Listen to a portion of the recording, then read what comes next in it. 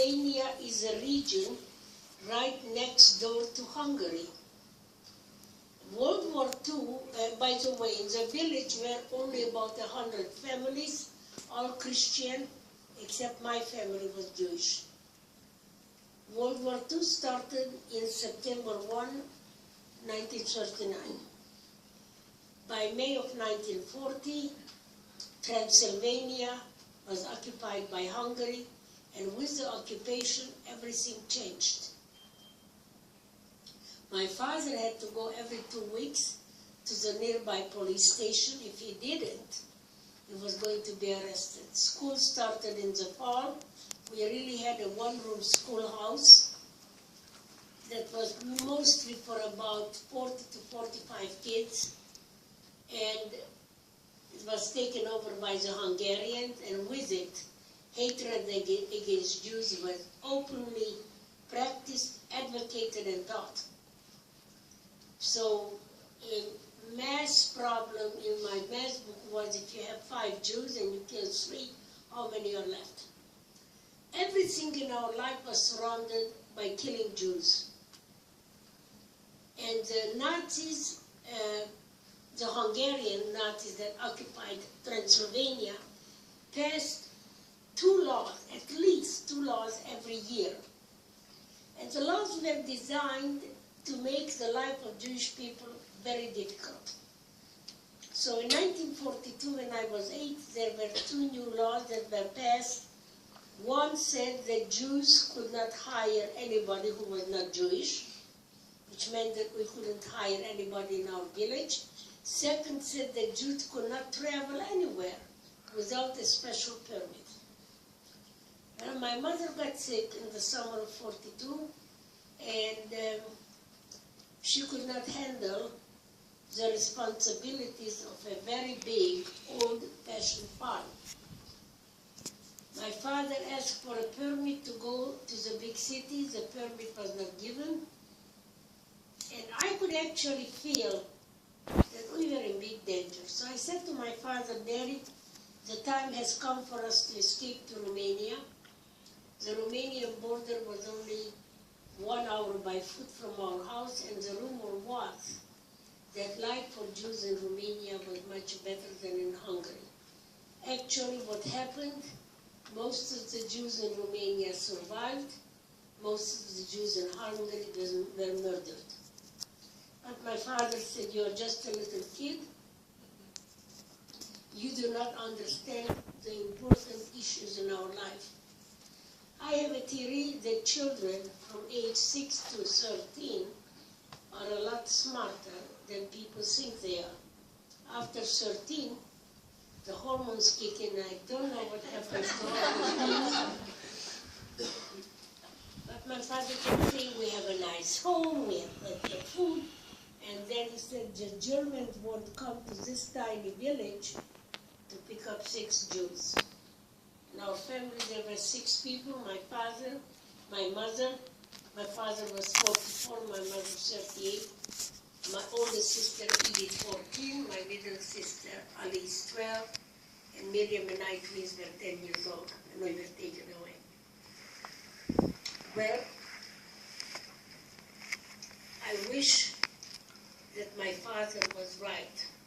My father was 100% incorrect, and I was 100% correct. 1944, 2 gendarmes came to our house, middle of March, ordered us to pack food and clothing. They gave us 2 hours to pack, and then they would take us to a labor camp, they said, in Hungary. We didn't know what to pack. We threw some clothes, some food together, and we arrived at a ghetto. Throughout Europe, there were ghettos where Jews were being taken, and these were actual prisons. Some were big, some were small. Ours was very small. In our ghetto, there were only 8,500 people. An open field surrounded by barbed wire fences, guarded by guards with guns. The head of every family was taken in for interrogation. That meant questioning by force. My father was brought back on a stretcher with bleeding whip marks. All his fingernails and toenails were burned because they kept asking him, where did you hide all your gold? And my father said, I am a farmer. I put all my money in land. They didn't believe him, but it was true. 3 days after my father was brought back, we were ordered to leave everything behind because they were taking us to a labor camp in Hungary. They loaded us up in cattle cars just like that one. Then the cattle car was packed, the doors slid. Between each two cattle cars there was a booth with a guard, the machine gun who clearly stated, trying to escape, he said, I'm going to shoot. The train moved very fast. It only stopped for one reason, to refuel. So you have here a cattle car in action. When the cattle car would stop, we would ask the guard by our cattle car for water. Middle of May of 1944, it was very hot in that cattle car. The guard would always say 5 gold watches. So the grown-up would gather their gold watches and pass them through these little windows, and then he would throw in a bucket of water. I put my cup on my head, but never got much water. And I didn't really understand that we did not ask for water because my parents and the grown-up hoped we would get any water. As I understand it today, they wanted to get information of where we were being taken. Because everybody was worried that we were not being taken to Hungary, to a labor camp, but we were being taken to Germany to be murdered. It was the 3rd night of the trip in the cattle car. The train stopped, we asked for water, and the answer came back in German. I was 10 years old. I instantly understood what happened, as did everybody else. We were not being taken to Hungary, but to Germany to be murdered. For 4 years, under Hungarian occupation, we heard the rumors that Jews were being taken to Germany and killed. We didn't know where, we didn't know how. But somehow we had a hope that we, the Hungarian Jews, would escape the destiny of the other Jews in Europe. But here we were. People began to pray, and for the next 8 hours they prayed, because that was the only thing left. 8 hours later, the cattle car train stopped. We asked for water, and there was no answer in any language. The cattle car doors opened, as you can see here. Thousands of people poured out onto a strip of land that you can see below, called the selection platform.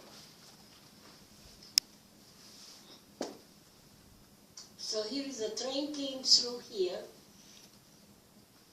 After it went under the gate, the tracks divided into 3, and the space between track 1 and track 2 is the selection platform, measures 85 feet long by 35 feet wide. In my opinion, there is no other strip of land anywhere on the face of this earth that has witnessed so many millions of people being ripped apart from their families forever. We stepped down, and my mother grabbed my twin sister and me by the hand. So here we are. This is where we arrived. The train came through the gate. Our train came on track 1. We were standing here. And my childish curiosity, I actually turned around to try to figure out what on earth is this place. And as I turned around, I realized that my father and my 2 older sisters disappeared in the crowd. Never saw them again. So we are holding on to Mother for dear life, as a Nazi was running here in the middle, yelling in German, twins, twins. We did not not volunteer any information. He noticed us, demanded to know from my mother if we were twins. And my mother said, is that good? And the Nazi said yes, and my mother said yes. At that moment, another Nazi came, pulled my mother to the right, we were pulled to the left. We were crying, she was crying, and that was the last time I saw her. All of that, within 30 minutes, the whole family was gone. Miriam and I were holding on to one another, did not know what would happen to us. We became part of a group of little girls, all twins. In our group, there were 13 sets of twins and one mother. The mother's name was Mrs. Changeri. Her twin daughters were 3 years younger than Miriam and me, and she was my mother's friend. Our group was taken from the selection platform to a processing center where our clothes were removed and we sat naked for most of the day until late afternoon when our clothes were returned, marked with a huge red oil-painted cross on the back. Then they lined us up for registration and tattooing, and when my turn came, there were 13 sets of twins. That meant we have 26 children. I was number 25, Miriam was number 26. So I watched 24 little girls being tattooed. So when my turn came, I decided that I would give them as much trouble as a 10-year-old could. 4 people restrained me, 2 Nazis, 2 royal prisoners. They pinned me on a bench while they heated a long, straight needle with a handle, and they heated it over the flame of a lamp. When it became hot, they dipped it into ink, and then they burned into my left arm, dot by dot, the capital letter A, dash 7063. Miriam became capital A dash 7064. Auschwitz was the only Nazi camp that tattooed its inmates. I don't know why. If you're interested in Auschwitz tattoos, Google Auschwitz tattoos, you will get quite a sample. And then I compared notes with Miriam. She said that in addition to creating a general confusion, I beat the Nazi holding my arm.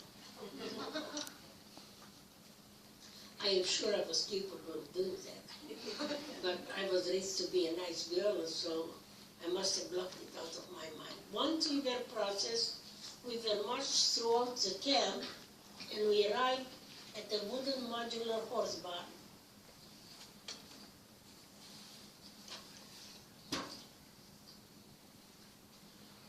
In the barrack, had no windows. The windows are on the elevated part of the roof. Inside, crude and filthy. Miriam and I were given a bunk bed on the bottom, and we thought it would be nice to finally stretch out and sleep. But we couldn't sleep. As I was tossing and turning, I noticed something big and dark moving on the floor. I counted them. When I got to 5, I jumped up screaming, because they looked to me like the biggest mice I have ever seen, and coming from a farm, I was always scared of mice. A girl from the top bunk bed said, silly kid, these are rats, and you better get used to them, because they're everywhere. And they were. So no, we couldn't even try to go back to our bunk bed that was on the bottom. We went to the latrine. As we entered the place, there on the filthy latrine floor were the scattered corpses of 3 children. I have never seen anybody dead before, but it became clear to me that in this place children were dying. So I made a silent pledge that I will do anything and everything within my power to make sure that Miriam and I will survive and walk out of this camp alive.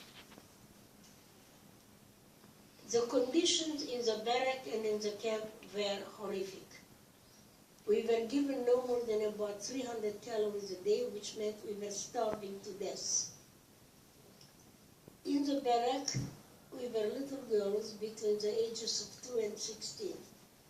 At night, we would huddle